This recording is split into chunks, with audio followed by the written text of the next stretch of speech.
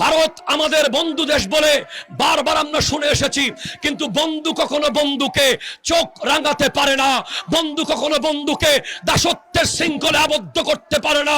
বাংলার মানুষ কম হতে পারে, বাংলাদেশ ছোট হতে পারে, কিন্তু বাংলাদেশ শাহজালাল ইয়ামানের উত্তরসূরিরা কারো দাসত্ব মেনে নেবে না। কথা বলেন ঠিক কিনা?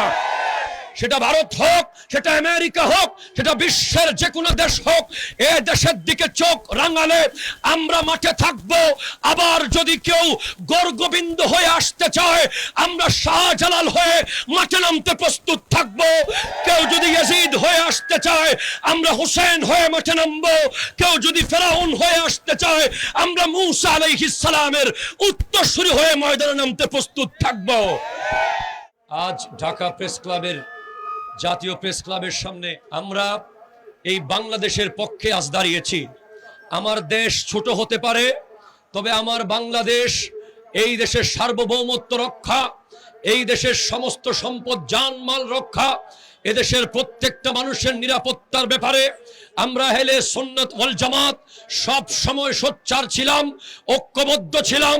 আমরা সব সময় কথা বলেছি, সেটা আজ আমরা আবার জাতীয় প্রেস ক্লাবের সামনে এসে প্রমাণ করছি। আমাদের বাংলাদেশে একটা দল আছে, আমাদের ভাইয়েরা, আমরা যখন ফিলিস্তিনের পক্ষে কথা বলি তখন আমাদেরকে বলে এই প্রথম আপনারা কিছু করলেন।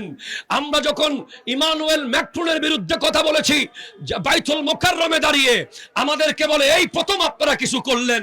এরপরে আমরা যখন রাসূল পাক সাল্লাল্লাহু আলাইহি ওয়াসাল্লামের ব্যঙ্গচিত্রের বিরুদ্ধে কথা বলেছি, আমাদেরকে বলেছে এই প্রথম আপনারা কিছু করলেন।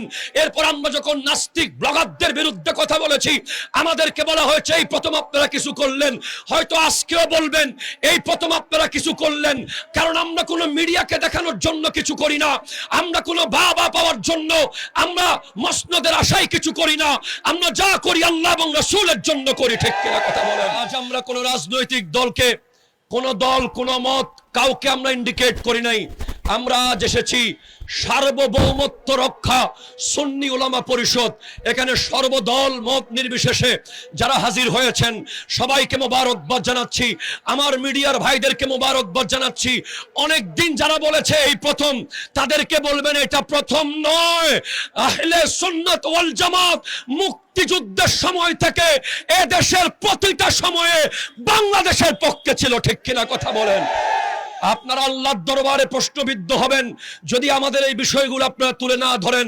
বড় দুঃখের বিষয়, আগুন না লাগাইলে মিডিয়া আসে না। ঠিক কিনা বলেন?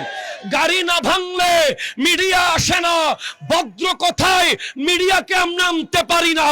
মিডিয়াকে বলবো শাহজালাল আমাদেরকে আগুন লাগাতে শেখায় নাই, শাহপরান আমাদেরকে গাড়ি ভাঙতে শেখায় নাই। আমরা এভাবে শান্তিপূর্ণ প্রোগ্রাম করে যাব। এদেশে কোন জঙ্গির আস্তানা এই দেশেও হবে না, ওই দেশেও হবে না। সারা বিশ্বের জঙ্গিবাদের বিরুদ্ধে আমরা কথা বলতে থাকবো। ঠিক কিনা বলেন? পরিশেষে বলে, ভারতের মুসলমানকে টুপি পরিয়েছে খাজা মঈনুদ্দিন চিশতি রহমতুল্লাহ আলাইহ। এদেশের মুসলমানকে পাঞ্জাবি পরা শিখিয়েছে, এই দেশের মুসলমানকে মুসলমান বলার সেই সুযোগ করে দিয়েছে আল্লাহর ওলিরা। খবরদার, খাজা গরিব নওয়াজের মাজার নিয়ে কোনো ষড়যন্ত্র করলে কারো গদি ঠিক থাকবে না। ঠিক কিনা কথা বলেন? মনে রাখবেন, আমরা আছি বাংলাদেশের পক্ষে, আমরা আছি এই দেশের সার্বভৌমত্ব রক্ষায়, এদেশের স্বাধীনতা রক্ষায় আমরা সব সময় মাঠে থাকবো। আপনাদেরকে ডাক দিলে আপনারা উপস্থিত থাকবেন কিনা বলেন? আসসালামু আলাইকুম ওয়া রাহমাতুল্লাহি ওয়া বারাকাতুহু।